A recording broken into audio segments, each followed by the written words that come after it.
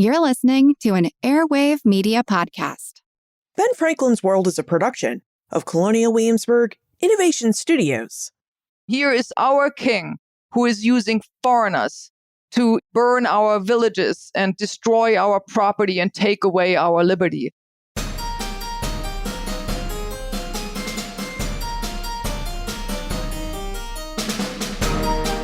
Hello, and welcome to episode 382 of Ben Franklin's World, the podcast dedicated to helping you learn more about how the people and events of our early American past have shaped the present-day world we live in. And I'm your host, Liz Covart.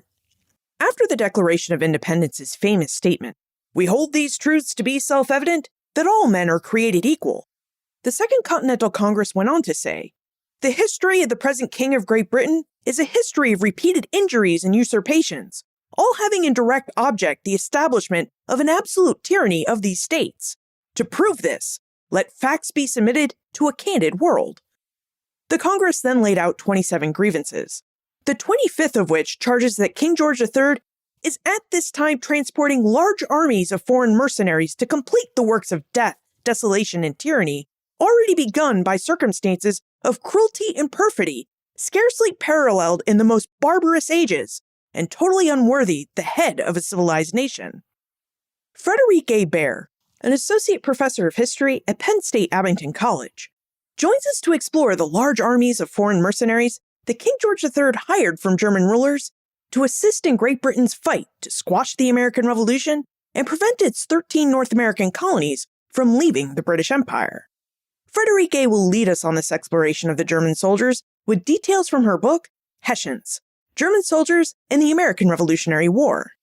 Now, during our exploration of the German soldiers, Frederick A. reveals why we should refer to the nearly 30,000 German soldiers hired by King George III as German soldiers rather than by the contemporary term Hessians.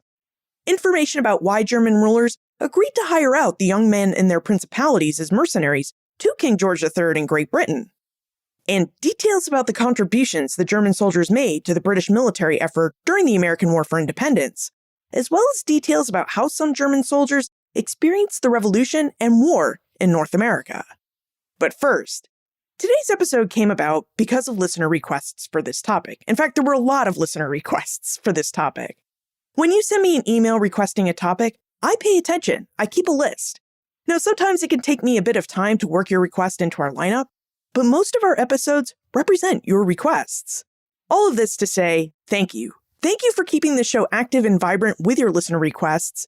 And I listen, which is why it is important that you help this show out by taking our listener survey. Your feedback will help shape this show. To take our listener survey, please visit benfranklinsworld.com/survey. That's benfranklinsworld.com/survey. Thank you so much for your help. All right. Are you ready to explore the German soldiers who fought alongside the British during the American War for Independence?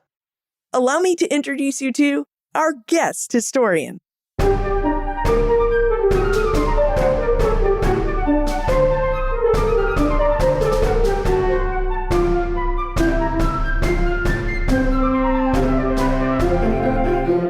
Our guest is an associate professor of history and the division head for arts and humanities at Penn State Abington College. Her research expertise is in the American Revolution and early Republic eras, and she has a particular interest in the experiences of German-speaking people during those periods. She's also the author of 2 books, including Hessians, German Soldiers in the American Revolutionary War, which won the 2023 Society of the Cincinnati Prize.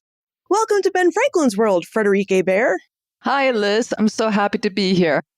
Frederick, I am so excited to see that your new book, Hessians, is out and ready for us to read because we kind of go back in the history of this book. I think it was 2008. Don't quote me on that. And we were both fellows at the David Library of the American Revolution, which is such a wonderful resource for people who are interested in the American Revolution. And I think you were just in the early stages of researching this very book. So I wonder if you could tell us what brought you to German soldiers and wanting to study their experiences in the American Revolutionary War? Yeah, I do remember this wonderful research day at the David Library. I started out with a much more narrow research topic. I was interested in the experiences of the wife of a German general. her name is Federica Riedesel, who published memoirs about her experiences in the war in North America. I was always fascinated with her narrative, and I thought, there is a lot of research that could be done around her, contextualizing her experiences. She was a member of the Convention Army, those troops that were captured as a result of the British defeat at Saratoga. So I started out with a pretty focused topic, and then as I was getting deeper into it, I realized two things. First of all, there are a lot of records available that were created by members of the German Corps that I don't think had really been explored previously. And then, of course, I also realized there really isn't, or there hasn't been in a long time, a more comprehensive study that really looks at the experiences of these German soldiers between 76 and 83 in North America. So the topic got bigger and bigger, and the result years later was the book that just came out last year.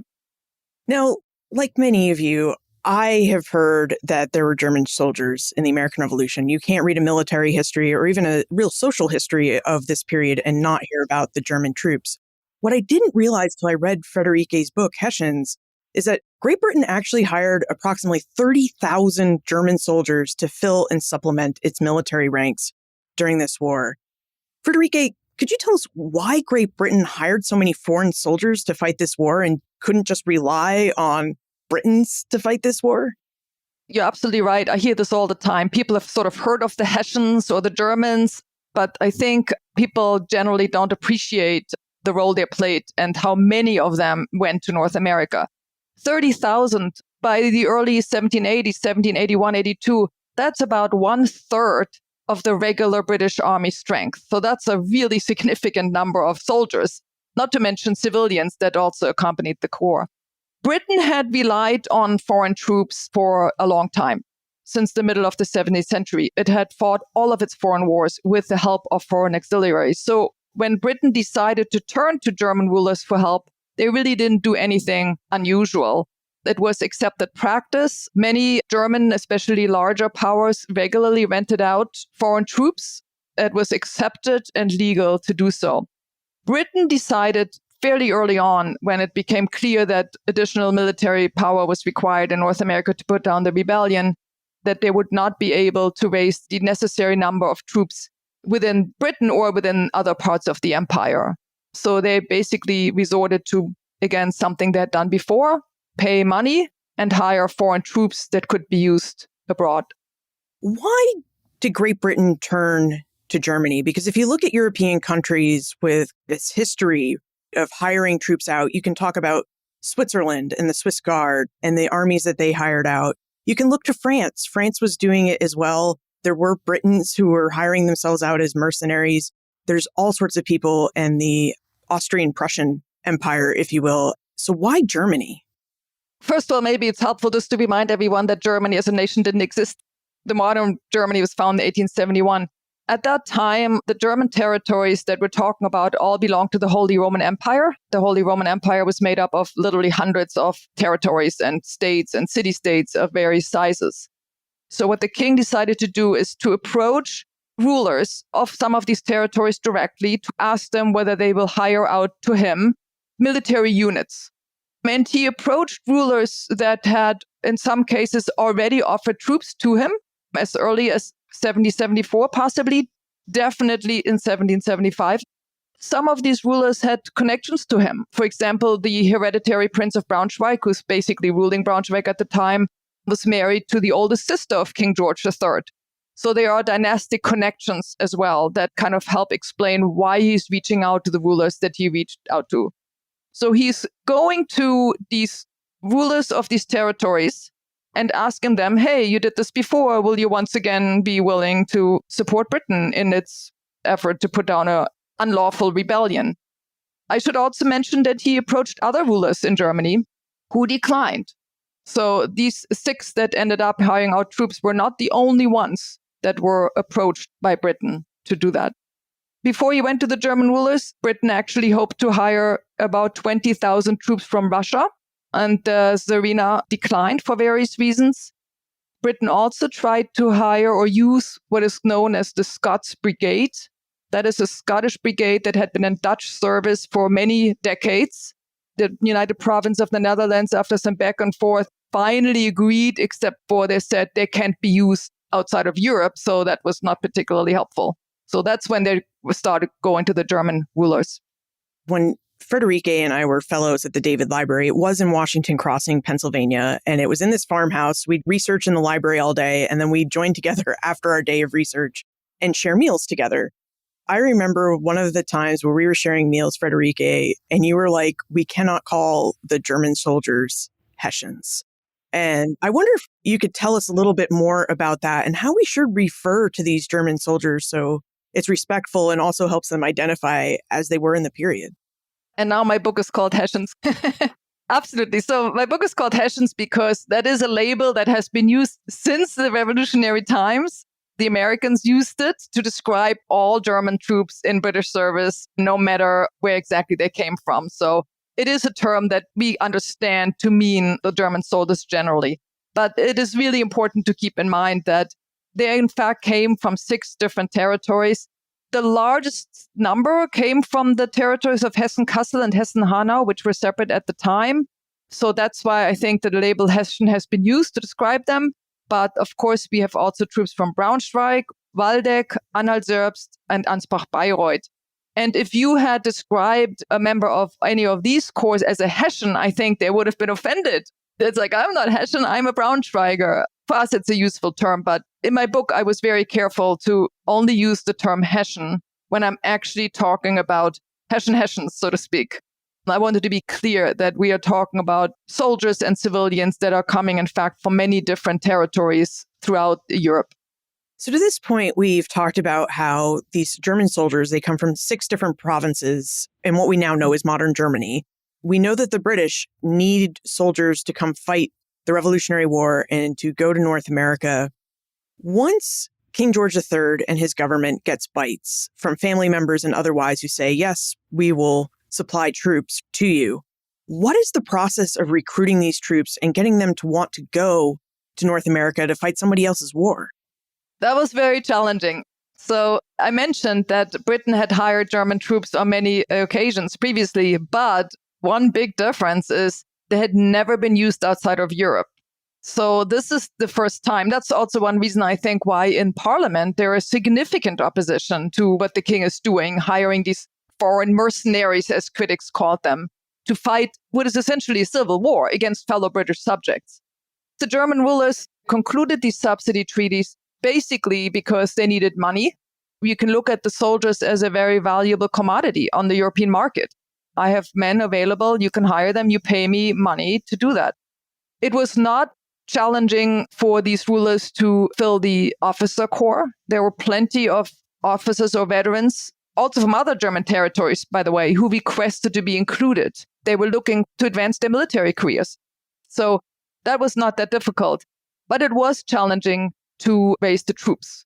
None of these rulers had these units or these regiments ready to go. That's important to keep in mind. It's not that they have, thousands of men and we can just ship them off to America. What they had to do is take existing regiments or men on furlough and garrison units and so forth and use that sort of as a foundation and then fill up the regiments to the required strength. And they did this through, I'm generalizing a little bit, but typically enrollment lists or local officials would have a list of young men who would technically be eligible to serve.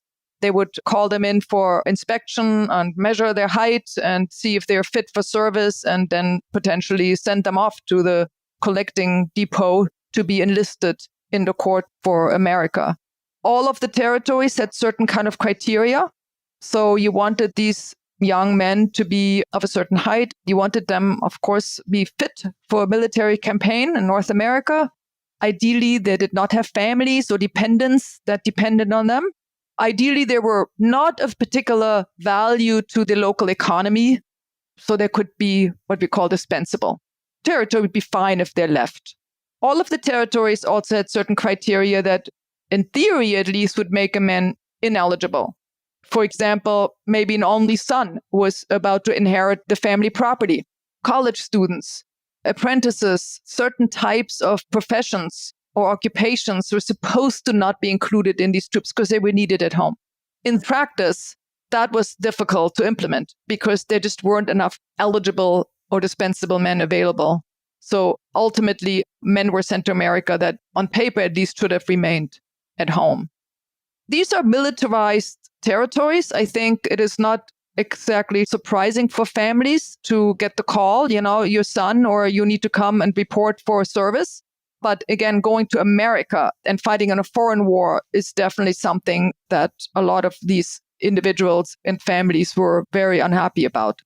There was resistance. Some men just didn't show up, or they left the territory when the recruiting parties came around. Parents hid sons in the basement or whatever. So there's a lot of evidence of people not just saying, oh, well, we'll just have to do this because we're ordered to do it. There's resistance to this practice. I think when we think of the American Revolutionary War from an American perspective, right, we think of it as an all-encompassing war where the Continental Army is short on troops and they will take anyone they can get. And I think we think the same of the British. They send over these troops, and because it's their imperial war as well, they'll send whoever they can get. And what I didn't realize about the German soldiers until I was reading your book, Hessians, is that there was strategy in the recruitment on a level I don't think we can see if we look at the stories of these other armies, where you're laying out the criteria. You're not going to inherit property, your second or third sons. You might just be farmers rather than a blacksmith who could be very key to your community. And it allows them to be more discriminatory. Yes. Another thing to remember, when this is starting, when they're doing these things, they don't know that the war is going to last as long as it did. So Braunschweig, for example, the Duke on multiple occasions said, no one can be forced to go to America. I only want volunteers. As the war progresses and they need to send reinforcement and replacements, when they're suffering significant losses due to disease and combat, but also captivity, it becomes harder and harder to stick to these principles.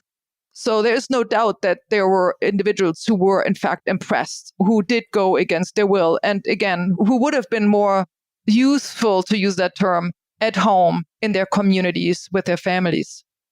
Now, as we said, Great Britain and Germany are able to recruit a total of around 30,000 soldiers over the course of the war and send them to North America. And it sounds like they are raising German-specific regiments to go and fight with the British Army. Can you tell us about how these German regiments fit within the British Army? Are they regular army and they just kind of put on their red coats? No. So that's in the treaties that, let's take the example of Waldeck, the smallest territory, rented out maybe a total of 1,200 men over the course of the war. But the original treaty says, we're going to make available for British service one regiment. It becomes known as the 3rd Waldeck Regiment. And that has, I think it was 670 men. And then we have some staff and artillery and all that. But that unit will remain intact with its own officers, its own staff, its own musicians, servants, all of that throughout the entire war. They will fight alongside British, but these individuals are not somehow distributed across regiments or divided up or anything like that, unless, of course, they're captured, which happens to many of them. They very proudly wear their own uniforms. They very proudly identify as members of particular regiments and particular territories. They retain their own chain of command. However, important to keep in mind, the overall commander, no matter where they are, on campaign or in garrison, whatever, would always be a British officer. So we have only one or two moments, essentially, in the war where a German officer will be in charge. So German officers always have to report, essentially, to a British commander. But other than that, the units are intact, serve alongside British and also, of course, provincial and other kind of more irregular forces. When these units are ready, we're talking a lot about everyday people we could identify coming from farms and everyday lives. And now they're in a new place, North America. And when we look at history, people from Europe have different ideas about what North America is like and how they're experiencing it initially. During your research, did you come across any accounts of what these soldiers are thinking about their arrival in North America and what kind of place they've arrived in? Oh, yes. Oh, yes. I think many, if not most of these people know very little about North America. You have basically no understanding what the imperial struggle or the war is about. But even the land and the people, the landscape, the continent, you would be surprised how little accurate information is available by the mid-1770s in German-speaking Europe. Of course, tens of thousands of Germans had immigrated to North America. They had, for the most part, not come from the territories that are sending troops abroad. So that's one reason why information is probably limited. But it also just didn't necessarily reach rural regions where many of these soldiers are coming from. So they're coming to North America and they are writing about what they see, experience, encounter in their letters, in diaries, in sometimes just private records, in many cases, material that was sent back to Europe to be published or shared amongst acquaintances. It's a huge body of information. I didn't really expect that when I started my research. These people were definitely curious. And the fact that they're describing America in such great detail, and by America I mean the British colonies and Canada also, I think serves as evidence that a lot of what they saw was new to them and was important enough to record in writing. One note about sources, a lot of these records are penned by officers and civilian members of the Corps, for example, chaplains, surgeons, those kind of individuals. We have relatively few written records from the rank and file, so to speak. So it's always something to keep in mind. Officers are more likely to be educated, more likely to be literate, more likely to have a desire and the time to record their experiences. So we have huge amount of information, and the initial impressions, I should say, are very, very positive. The first German troops land in Canada. And then that same summer, 76, a couple of the major divisions of Hessians and also Waldeckers land in New York. And they are very impressed with what they find. The landscape, the farms, they're impressed with what they describe as very high standard of living. In their minds, even the humble white American lives in a nicer house than a wealthy man in Hessian. So they're really, really impressed with what they see there. They are going to be less impressed with regions like Georgia or West Florida, mainly because of the climate. But the initial impressions are very favorable. On the reverse of that, how did the Americans feel that the king has hired out soldiers to come fight them rather than sending more fellow Britons to come fight them?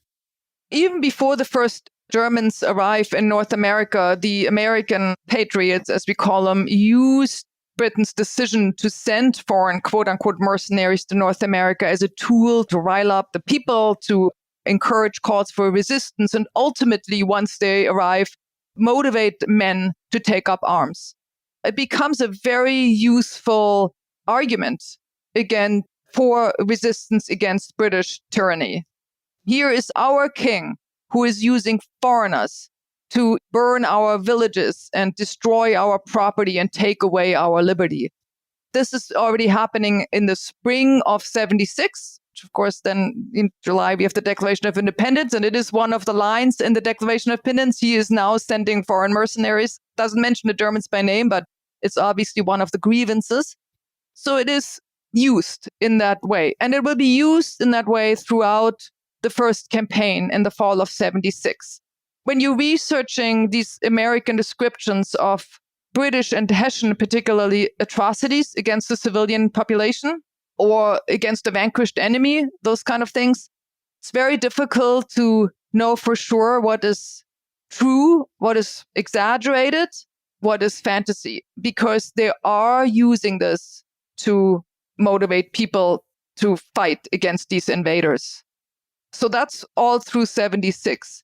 At the same time, and that's an interesting sort of flip side, the Congress in particular is also very interested in enticing German soldiers to desert. So within days of German soldiers' arrival in New York, the first broadsides are circulated with congressional offers of land and liberty to any Hessian soldier who puts down arms and basically leaves the forces and settles somewhere in North America. So there is two sides. On the one hand, the Hessian is sort of a monster, ruthless, brutal mercenaries, and we have to defend ourselves and our women and children from this invader. But at the same time, he's also a victim of a tyrannical ruler who's selling him for money to a foreign king who is a tyrant. Shouldn't we welcome these poor people into our communities? So it is an interesting sort of two ways of looking at the reception. I'm glad you raised that because I have seen some of these propaganda measures, and they are both on the side of let's inflame the American people so we can hopefully spur more support for the war and more men to join the army. And also, hey, you're being mistreated. Come settle in Pennsylvania, North Carolina, and the breadbasket of America, and you could have a farm too. Like, you can't have that in Germany. So I was going to ask you to go in that a little bit more, because I imagine if you're a German in this situation, some of this must have felt a little confusing, and you've entered this volatile situation, and I can't imagine what they must have done in that situation. It's true.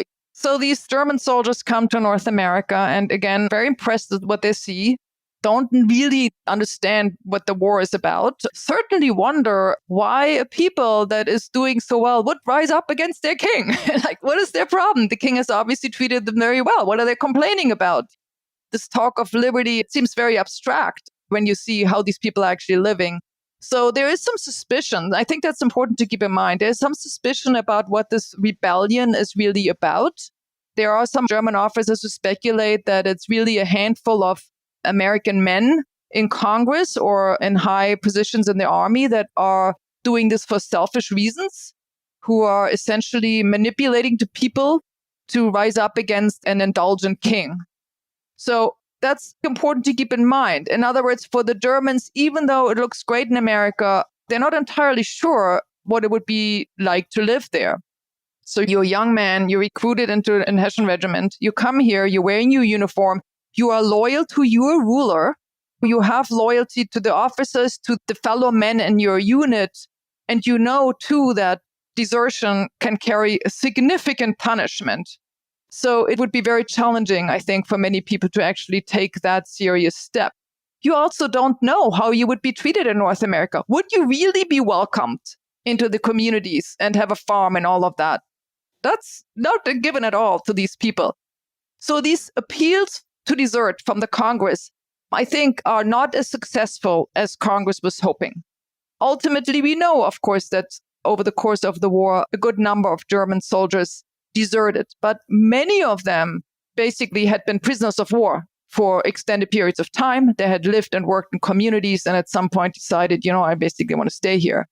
So how did the German soldiers adjust to this different climate, a place that's speaking English all the time instead of German, and this style of warfare that isn't just these linear tactics that most formal European armies adopted, but we're hiding behind trees and we're fighting using the environment?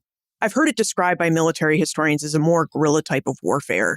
So how are these German soldiers experiencing the war in this new place? Yes, they realized pretty quickly that they had to make significant adjustments. One good example is the experience of the troops in Canada, partly because of the terrain and the climate. But when they get there in the late summer of 76, Quebec really, that's where most of them will end up. They realize pretty quickly that they're not going to be able to fight in this sort of traditional 18th century European style, which is very regular with an order of bataille and very linear and all of that kind of stuff. And they're being trained right away, for example, to maintain order, but at the same time are able to make independent decisions, to take advantage of the natural landscape, to hide behind rocks or trees or whatever in this quote unquote wilderness. They also learn how to row boats, which was new to many of these soldiers. Quebec, not just the St. Lawrence River with its rapids, but there's many waterways that they had to constantly travel down or traverse. So learning to row these bateaux, as they were called, was something that all the soldiers had to do. So they have to get used to the weather. They have to get used to gear. So that's part of the adjustment. But yeah, they also have to adjust to fighting against an enemy who is engaged in this sort of irregular or guerrilla kind of warfare. You don't know when you're sending a patrol through the woods whether you might encounter the enemy at some point. These German soldiers also often struggle to distinguish friend from foe. That's something in a kind of civil war-like conditions that is always very challenging. But how do they know when they encounter someone whether that person is a rebel or a loyalist? And then finally, the language barrier is a major issue. Very few Germans know English at the time. It's not taught at the military academies. So there are a handful of German soldiers that had fought in Britain or had been in British service before, probably picked up some English. Handful of forward-looking soldiers who teach themselves, or with the help of maybe the sailors and crew on the vessels on the transatlantic voyage, try to pick it up as quickly as possible. But we see complaints about an inability, not just to understand the Americans, but to understand British soldiers and commanding officers. We see complaints about that throughout the entire war. That's very frustrating for many of the men. I'm also thinking about the language barrier and the culture barrier that you're talking about in terms of a very diverse population in North America. Yes, we know that there are Europeans, but in similar auxiliary units, you have different Native American peoples. We have formerly enslaved African Americans who are fleeing to British lines due to promises of freedom. Do we know how the German soldiers reacted to working with Native Americans and African Americans that are coming into the lines? Because that must have seemed very different to them. Oh, absolutely. I think those two are populations or topics that get a lot of attentions in some of these diaries and letters. About Native Americans, the soldiers in Canada and the soldiers that were in West Florida pay most attention to them. And it's not surprising because that's where Native Americans really were in greater numbers than in other parts in the British colonies. And that's where German soldiers fought alongside Native American allies and also against Native American enemies. Generally speaking, in the descriptions of Native Americans, it's ambivalent. Again, on the one hand, especially in Canada, they're described as sort of a simpler, purer, more virtuous people, untouched by quote unquote civilization. And some of the Germans really admire that. They really feel like this is nature. It's like a Rousseauan view. This is nature in its infancy, one soldier writes. And he is very admiring. But there's the flip side too. And that is because they are quote unquote seen as simpler, they're also often described as more animal-like and therefore more violent, more unpredictable. And the experience with scalping, that gets a lot of attention in German records. And Germans are just absolutely shocked by the practice of scalping and the violence that in their minds is perpetuated by Native Americans against other people, including potentially allies. In other words, they're often very fearful of Native Americans because they don't really know whether they can be trusted. When it comes to enslaved people or slavery in general, anyone who wrote about it is absolutely critical of the institution of slavery. And that is an example where they are confused too. American people are fighting for liberty, and yet they are enslaving others to do the work for them. There's a chaplain, his name is Becker, with the Hessian Corps, who writes in a letter back home to Kassel in Germany. He writes literally, if there was a people in North America who should be fighting for their freedom, it would be Black people. So there is that tension. They describe Black people as being exploited, treated very badly by white people, and they feel pity, I think, for them. Over the course of the war, hundreds of Black men, women, and children would attach themselves to German military units. Their presence in German encampments was a common sight. Black men are actively recruited as musicians, particularly drummers, but they're also servants and generally helping in different roles around the camp. We have a couple of instances of Black men serving as privates, but that's unusual. We have Black children that end up in camps, in some cases are sent to Germany during the war as quote-unquote gifts to members of the court, for example. And we know for a fact, there are probably more, that at least 200 Black men, women, and children went with the German Corps to Germany in 1783 and settled there. When most people think of the German soldiers and their participation in the American Revolution, they remember these key moments. The battles of Trenton and Princeton in 76 and 77, the Battle of Saratoga in 1777. These are moments of German defeat. And I wonder if we could talk a little bit about the Battle of Trenton and the German involvement there and what role the Germans were able to play in this war, and are they always defeated? No, they're not. You're absolutely right. Most famous, Trenton, Saratoga, Yorktown. That's where they show up most often in historical studies as well to this day. And yes, these are very important battles, and they're also all major American victories for various reasons. And they included large numbers of Germans. But we have to think about the Battle of Rhode Island, Brandywine, Red Bank, Monmouth, Charleston, Savannah, Guilford Courthouse, Pensacola, to name only a few. All of these involved large numbers of German soldiers, and some of them were significant British victories. Trenton is important, and there's no denying it. I think it's much more important to the Americans than it is to the British or the Germans, because it does come at Christmas 1776 at a very crucial time in the war.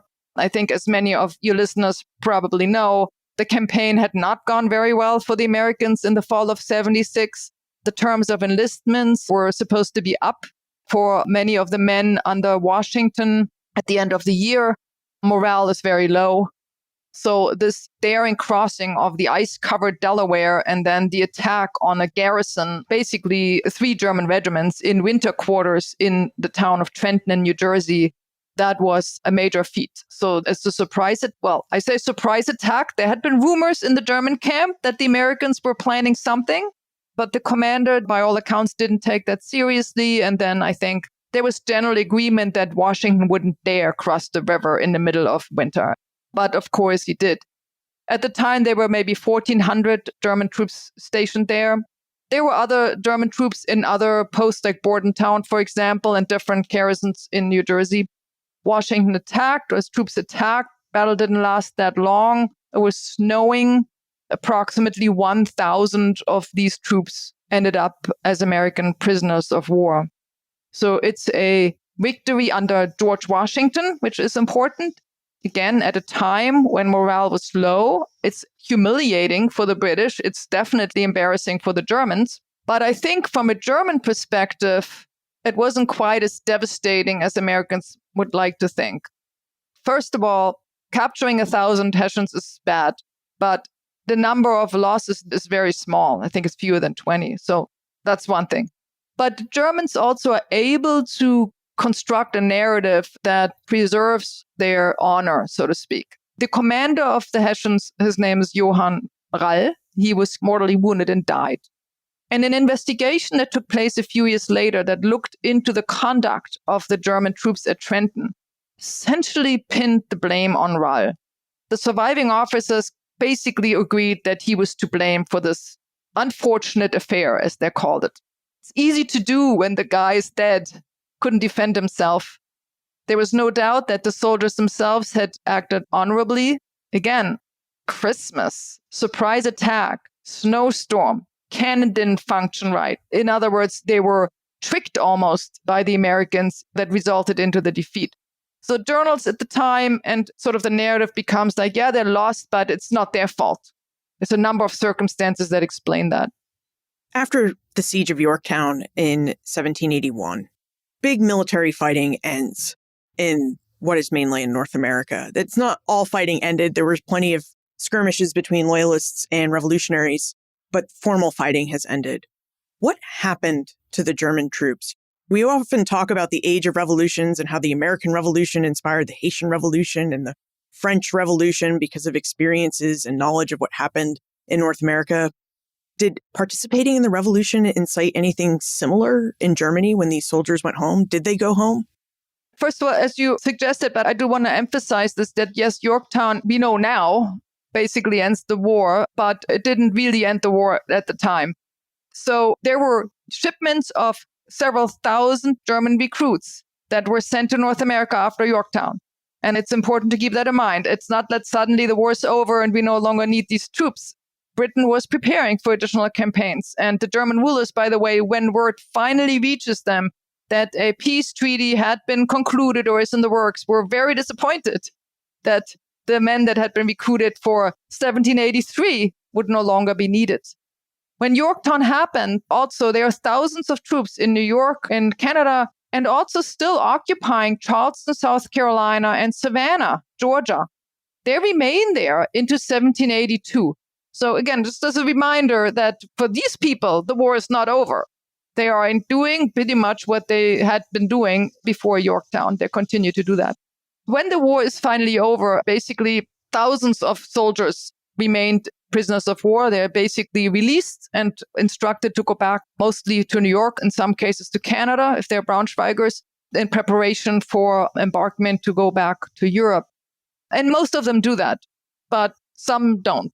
Some will, especially if they've been in captivity for a while, maybe lived and worked in local communities, maybe married an American woman. Some of them will decide to stay behind and they just don't report back. And there's no indication that officers at that point tried very hard to retrieve them, so to speak. In some cases, rulers welcomed that certain individuals stayed behind. Men who would, in their minds, be essentially burdens or costly to maintain at home because maybe they had been injured or maybe they had been poor to begin with or maybe they had committed some sort of crime. These people were all encouraged to stay back home. In some cases, they were literally denied passage back to Europe. Most territories did not allow individuals to just stay behind without permission. So some people, again, did it anyway. Others requested permission. In some cases, permission was denied. If you were valuable to the military or your local community, you were basically requested to please report back home. Some soldiers took advantage of British offers for land grants in Canada, and they settled there, especially in Quebec, but also in Nova Scotia and other provinces up there. I did not see any evidence that the experiences of the German soldiers motivated or planted any ideas for any kind of rebellion or revolution or uprising or resistance, if that's what you mean. I think they remained skeptical what was really happening in America. I think these people, they were products of systems with a ruler. They're loyal to that ruler. Rebellion against that kind of system to them was just not an option. I don't think they could conceive of it. And I would also say that rebellion in the minds of many people back then was equated with disorder. And liberty is not necessarily a good thing. Too much freedom can lead to a lack of morals. You get German soldiers to write about it in those terms as well. So I don't think it really planted any ideas in people's head. Only thing that I would mention is that I think Britain's hiring of German auxiliaries in the war is sort of the beginning of the end of what some people have called the soldier trade, because it does raise questions about using foreign soldiers against your own subjects, and in this case on another continent. German soldiers would be hired out until the 18 teens, so it doesn't end overnight. But it did raise significant opposition, enough opposition to really make people wonder, is this really sustainable? Is this practice compatible with the Enlightenment and the rise of the nation states? Before we move into the time warp, I have one more legacy question, if you will, about the German soldiers in the American Revolution. So we know that Great Britain hired these German soldiers because they really thought they would help the British Army bring a quick end to this rebellion, that they thought that the German soldiers would help suppress it. In the end, now that you've looked at all these different German experiences, you've looked at some of the battles and the campaigns, you found that they've participated in nearly every aspect of British military campaign. What do you think the actual military impact of the German auxiliary forces was in the American War for Independence? Aside from helping determine the outcome of individual battles or military encounters, I think that helped prolong the war. Again, Britain's ability to draw on this resource, this manpower, with their equipment, by the way, I think really helped them to keep fighting for longer than they would have been able to do, assuming that they would not have at some point resorted to raising more men at home. But I don't think they would have been able to do that. So that's one consequence. The other thing to consider, and I mentioned this earlier, is that Britain's use of these foreigners did provide the American rebels or patriots with ammunition, essentially, with another tool in their arguments for a complete break with the king. Because at some point in 76, they start literally saying, like, the king is not treating us like his subjects anymore. He is breaking up with us, basically, by engaging as foreigners. So that was, I think, another important contribution in a sense. And the final thing I just want to mention in terms of legacy or what this means, these soldiers were really an incredible source of information for German-speaking Europeans at the time. And they remain an incredible source of information about the American war and the land of the people for us today. The volume of material is incredible that they have created. Official records, of course, but also private records. And I want to use this opportunity to make a little bit of a plug for thinking about these military records broadly. Much of the material includes descriptions about American customs, about American manners, about the landscape, about the war, about the army, the officers, strategy, everything. So we have to define military history very broadly to really appreciate their contributions. And now we should move into the time warp. This is a fun segment of the show where we ask you a hypothetical history question about what might have happened if something had occurred differently or if someone had acted differently.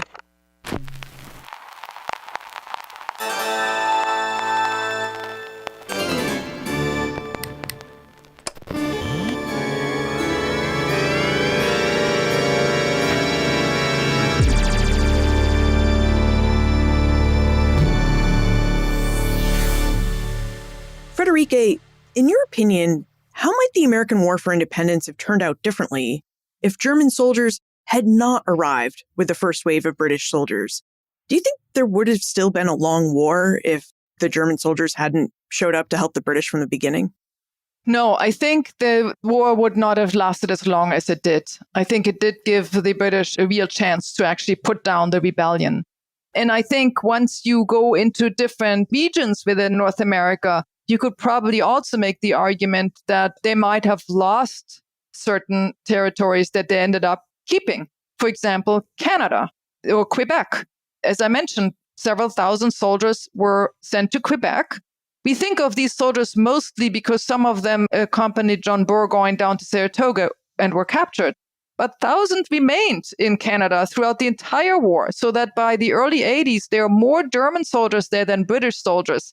And they, of course, help preserve that province, essentially. Most of them never see combat. They are there to defend this province from the Americans. So it's possible that without the presence of all these German soldiers there, who knows what would have happened to Quebec and possibly also Nova Scotia. Maybe the Americans would have dared another invasion, and maybe that one would have succeeded. It's interesting to think about, but I think even if that had happened, I'm not sure the Canadians would have been willing to join based on the records I've seen about how American soldiers were treating them. Yes, that's true too. So, Friederike, you study a lot of life for German-speaking people here in early North America, whether it's the Revolutionary War or the early Republic period. What kind of project are you working on now? Yeah, I'm basically returning to Friederike Riedesel. She remains very fascinating. I think her book, some people know about it, but it's never been the subject of a full-length study. It's been published, but no one has really read it closely and contextualized it. And because she is a member of the Convention Army, the book is, I would say, it's focusing on her, but it is about the Convention Army, the German portion of the Convention Army, the troops that were captured at Saratoga. I was just reading a letter yesterday by a clerk with one of the regiments who is a member of the Convention Army that for a while they were in and around Boston. He is lodging in Cambridge, and he writes in this letter to his parents back in Germany. He's like, I'm having a great time. I'm taking classes at Harvard College. I'm going to the local taverns, and I'm writing letters. It's wonderful. It's so hard for us to imagine. This is a prisoner of war. So tons of records like this, I think, really will give us a really unique and fuller view of what it was like in North America as a prisoner of war. So that's what I'm working on right now. When I met Friederike at the David Library, I was researching my dissertation about Albany, New York, and you did turn me on to Baroness von Riedesel, and I read her narrative, and she has some nice things to say about the Schuylers. Yes. Philip Schuyler had John Burgoyne and his retinue over, and it included Baroness von Riedesel. So she did offer insight into what that home was like and what kind of dinner they served and how they treated the British and the German POWs. And so just to prove Friederike's point, there is a lot of really great information in these German sources. Yes, absolutely. So we just scratched the surface today. We really gave an overview of the depth of information in your book, Hessians. If we read that book and we have more questions, how can we get in contact with you to ask them? I love hearing from people. Please reach out. I do maintain a website, which is my name, friederikebeer.com. where I also share these sort of random sources that I came across that have not been published. I transcribe them, I translate them, I contextualize them. So I encourage everyone to take a look. Also, you can contact me through the website, or you can easily find me at the Penn State University website as well. Frederica, thank you so much for joining us and bringing us into the world of the German soldiers in the American Revolution and their experiences. Thank you so much for having me. It was really, really wonderful seeing you again and having this conversation. Thank you. German rulers from 6 principalities agreed to send King George III 30,000 soldiers to assist in a civil war that raged between his people. From Friederike, we learned about these soldiers' experiences during the American War for Independence. The soldiers who served in the German Corps were often officers looking to extend and build up their military careers and service, as well as everyday young men who German rulers actually saw as dispensable. These experiences in North America were both collective and individual. An inability to speak English or speak English well often proved a barrier to the soldiers fitting in with their British counterparts. The language barrier also made them unsure about the American people. Without knowledge of English, the German soldiers could observe American customs, economic station, and the landscapes that Americans lived and farmed on. They could observe indigenous peoples and enslaved African and African Americans. They could also discern that slavery was wrong and made the notion of Americans' fight and calls for liberty complicated and contradictory. The language barrier, along with their experiences living under German rulers, often made it difficult for German soldiers to truly understand the American Revolution and what Americans believed they were fighting for. Americans called their king a despot and tyrant, but all the Germans saw was how well off Americans seemed to be given their ability to conduct trade and practice their skilled crafts and farm on what seemed to be great land. The Germans also seemed to understand that they were soldiers caught in the middle. On the one hand, they were despised by Americans for being foreign mercenaries, and on the other hand, they were courted by Americans who wanted them to leave their families, friends, and homes by abandoning their arms, deserting their regiments, and taking up a plow on a new American homestead. With such conflicting messages and treatment, how were the Germans to know who to trust? What we can trust is Friederike's assessment that the contributions of the German soldiers and their equipment made it possible for Great Britain to participate in its civil war for far longer than would have been possible if the empire had simply relied on British soldiers and British goods. However, it is also true that the more service the German soldiers saw in North America, the more opportunities they had to create the great trove of information about the American Revolution, its war for independence, and life in early North America. It's a trove of information that many of us will have to learn German to read, but it exists as another body of primary sources that historians can use to learn more about the Revolutionary era and uncover new truths about it. You'll find more information about Friederike, her book, Hessians, plus notes, links, and a transcript for everything we talked about today on the show notes page, benfranklinsworld.com/382.